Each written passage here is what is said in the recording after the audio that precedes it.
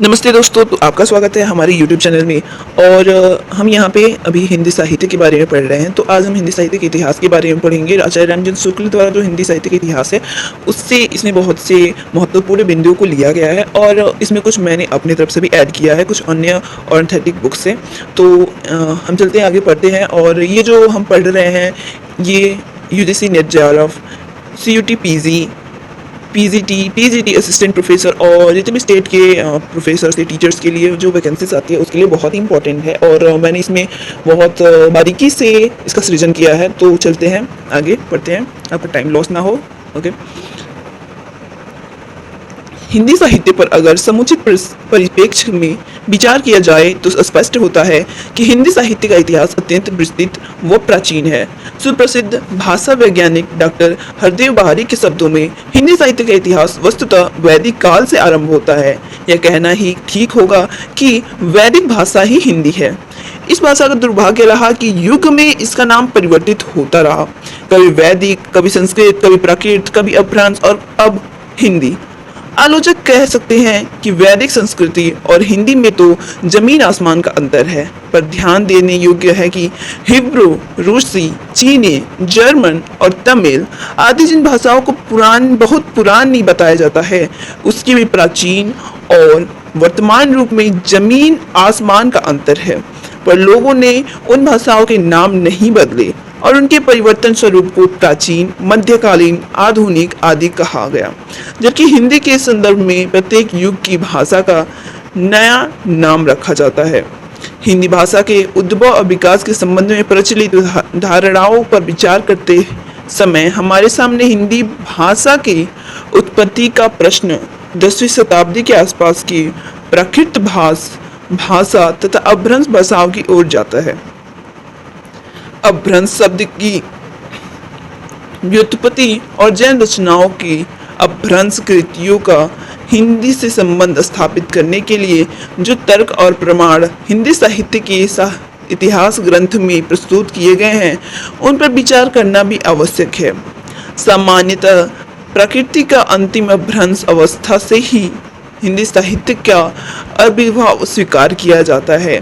उस समय अपभ्रंश के कई रूप थे और उसमें 7वीं 8वीं शब्दों में ही पद रचना प्रारंभ हो गई थी।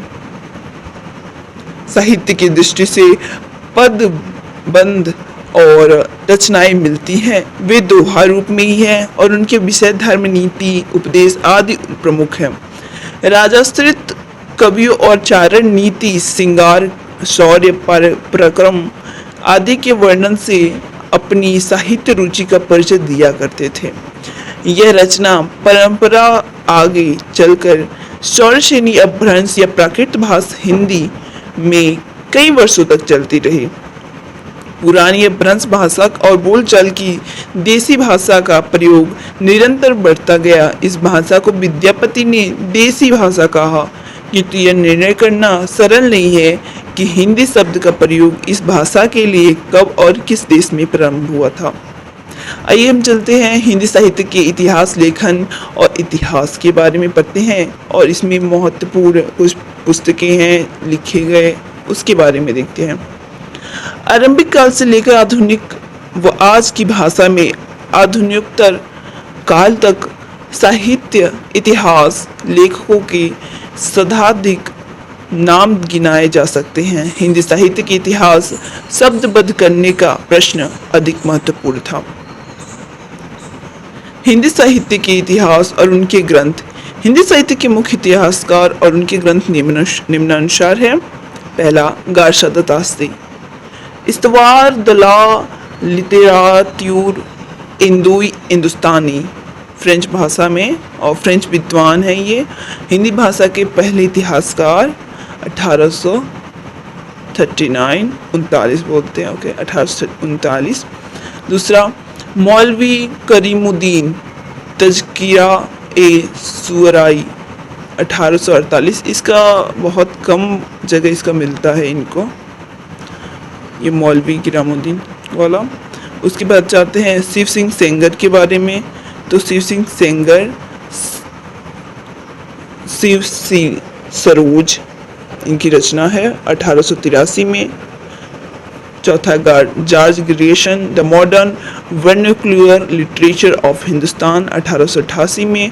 पांचवा मिश्र बंधु विनोद, 4 भाग में है ये, भाग 1, 2 और 3 1913 से 1914 में हुआ था और भाग 4 1934 में। Edwin Greaves, escape of Hindi literature 1917 में। सातवां F.E.K. महोदया, ए history of Hindi literature 1920।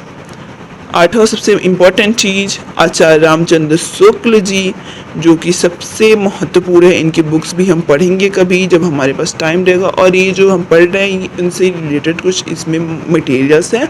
So he is a very important. Okay, now we can start next thing. तो हजारी प्रसाद द्विवेदी, ये भी बहुत इंपॉर्टेंट है। इनकी जो बुक्स हैं ये सबसे इम्पोर्टेंट इम्पोर्टेंट लगती है, जैसे क्लासेस में लगाती है, जैसे बीए की क्लास में, एमए की क्लास में इसकी बुक टीचर्स लगवाते हैं। इनमें तो बहुत इंपॉर्टेंट से है ये बुक्स। ओके, देन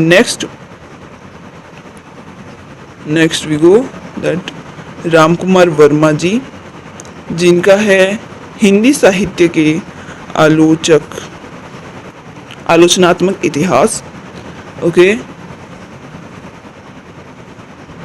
और उसके बाद डॉक्टर धीरेन्द्र वर्मा, हिंदी साहित्य 3 खंडों में, हिंदी साहित्य का बृहद इतिहास 16 खंडों में। ओके, और डॉक्टर नागेंद्र, हिंदी साहित्य का इतिहास 1973 ईस्वी में। ओके, रामस्वरूप चतुर्वेदी, हिंदी साहित्य और संवेदना का विकास, लोक भारती प्रकाशन, इलाहाबाद 1986। बच्चन सिंह, हिंदी साहित्य का दूसरा इतिहास। बच्चन सिंह बहुत इंपॉर्टेंट है, बहुत इंपॉर्टेंट है। नेट जेआरएफ के हिसाब से अगर देखें तो बहुत ओवर वाला इंपॉर्टेंट है। ओके, और ये पीएचडी जो इंट्रेंस होता है उसमें भी बहुत इंपॉर्टेंट इनका वैल्यू भी है, उसमें बहुत पूछा जाता है इनसे भी रिलेटेड, इनकी बुक्स से रिलेटेड क्वेश्चंस। और डॉक्टर मोहन अवस्थी हैं, हिंदी साहित्य का अध्ययन इतिहास। बाबू गुलाब राय, राजेंद्र प्रसाद सिंह, ये सारे लोग हैं। उसके बाद आते हैं नए चीज पे, जो है कि हिंदी साहित्य के विकास के विभिन्न काल। ओके, हिंदी साहित्य का आरंभ 8वीं शताब्दी से माना जाता है। ये वह समय है जब सम्राट हर्ष की मृत्यु के बाद देश में अनेक छोटे छोटे शासन केंद्र स्थापित हो गए थे, जो परस्पर संघर्षरत रहा करते थे। विदेशी मुसलमानों ने से भी इनकी टक्कर होती रहती थी। धार्मिक क्षेत्र अस्त व्यस्त हो गए थे।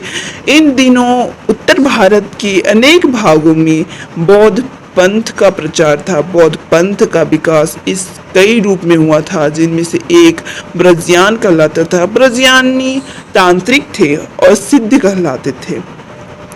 इन्होंने जनता के बीच उस समय की लोक भाषा में अपने मत का प्रचार किया। हिंदी का प्राचीनतम साहित्य इन्हीं ब्रजयानी सिद्धों द्वारा तत्कालीन लोक भाषा पुरानी हिंदी में लिखा गया। इसके बाद नाथपंथी साधुओं का समय आता है।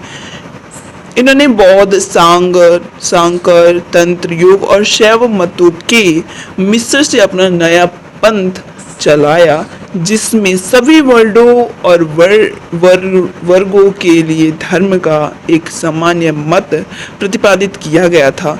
लोक प्रचलित पुरानी हिंदी में लिखी इनकी अनेक धार्मिक रचनाएं उपलब्ध हैं। इसके बाद जैनियों की रचनाएं मिलती हैं।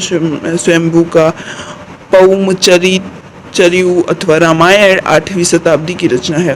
बौद्ध और नाथपंथी की रचनाएं मुक्तक और केवल धार्मिक हैं, पर जैनियों की अनेक रचनाएं जीवन की सामान्य अनुभूतियों से भी संबंध है। इनमें से कई प्रबंध काव्य हैं। इसी काल में अब्दुल रहमान का काव्य संदेश रासक भी लिखा गया था। ओके, तो ये संदेश रासक है, बहुत इंपॉर्टेंट है, आप याद कर लीजिए लेखक के, और लेखक वो अलग आप लिख सकते हैं इनको। चलिए नेक्स्ट चलते हैं। जिनमें परवर्ती बोलचाल के निकट की भाषा मिलती है। इस प्रकार 11वीं शताब्दी तक पुरानी हिंदी का रूप निर्मित और विकसित होता है। नेक्स्ट आते हैं हम आदिकाल में, और यहाँ हम आदिकाल तो पढ़ेंगे ही, और इसके बाद हम इसी के नेक्स्ट पेज पे देखेंगे कि किसने क्या लिखा था। ओके, और टाइम पीरियड भी है उस पर। ओके, 11वीं सदी के लगभग देश भाषा हिंदी का रूप अधिक स्फुटित होने लगा। उस समय पश्चिम हिंदी प्रदेश में अनेक छोटे छोटे राजपूत राज्य स्थापित हो गए थे। ये परस्पर अथवा विदेशी आक्रमणकारियों से प्राय युद्धरत रहा करते थे। इन्हीं राजाओं के संरक्षण में रहने वाले चारणों और भाटों का राजप्रशस्त मूलक काव्य वीर गाथा के नाम से जाना जाता है। ओके, इसमें आश्रयदाताओं राजाओं के शौर्य और पराक्रम का युजस्वी वर्णन करने के साथ ही उसमें प्रेम प्रसंग का भी उल्लेख है। रासो ग्रंथ में संघर्ष का कारण प्राय प्रेम दिखाया गया है। इन रचनाओं में इतिहास और कल्पना का मिश्रण है। रासो वीर गीत, विसल देव रासो और आल्हा आदि और प्रबंध काव्य इन दो रूपों में लिखे गए। इन रासो ग्रंथ में से अनेक की उपलब्धि प्रतियां चाहे ऐतिहासिक दृष्टि से संदिग्ध हो, पर इन वीर गाथाओं की मौखिक परंपरा असंदिग्ध है और इसमें शौर्य और प्रेम का ओजस्वी और सरस अभिव्यक्ति हुई है। इसी काल में मैथिली कोकिल विद्यापति हुए।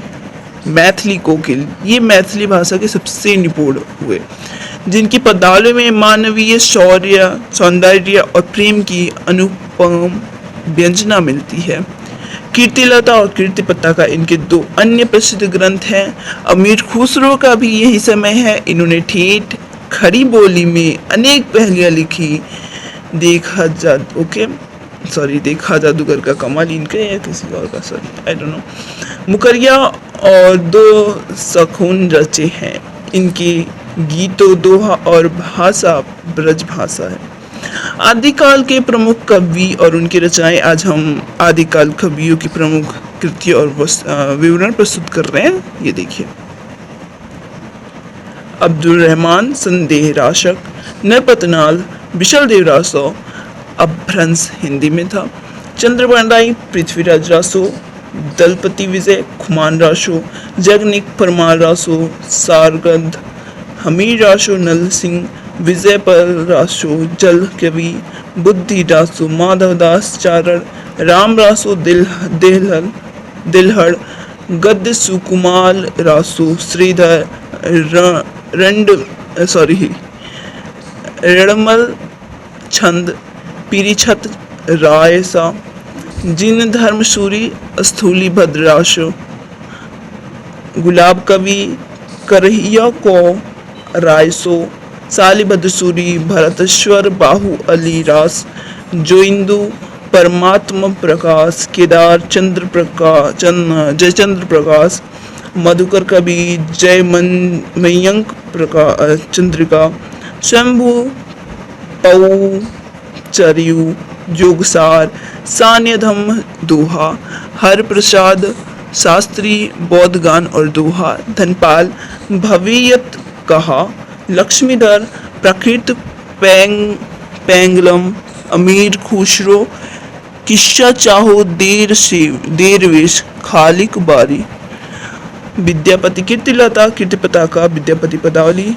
ओके, नेक्स्ट आते हैं आप भक्तिकाल। भक्तिकाल यानी कि चलिए भक्तिकाल को नेक्स्ट क्लास में पढ़ेंगे। अभी हमारा आदिकाल हुआ, भक्तिकाल नेक्स्ट क्लास में पढ़ेंगे। भक्तिकाल के ये बचा हुआ है, उसके बाद हमारे पास रीतिकाल है, उसके बाद आधुनिक काल आ जाएगा। ठीक है, चलिए पढ़ते हैं। Bye bye. और चैनल को सब्सक्राइब प्लीज़ कर दीजिएगा अगर आपको अच्छा लगे तो अगर आपको लगे कि मेरे पढ़ाने में कुछ गलतियां हैं या कुछ ऐड करना चाहिए तो आप कमेंट बॉक्स में बोल सकते हैं। ठीक है, तो चलते हैं।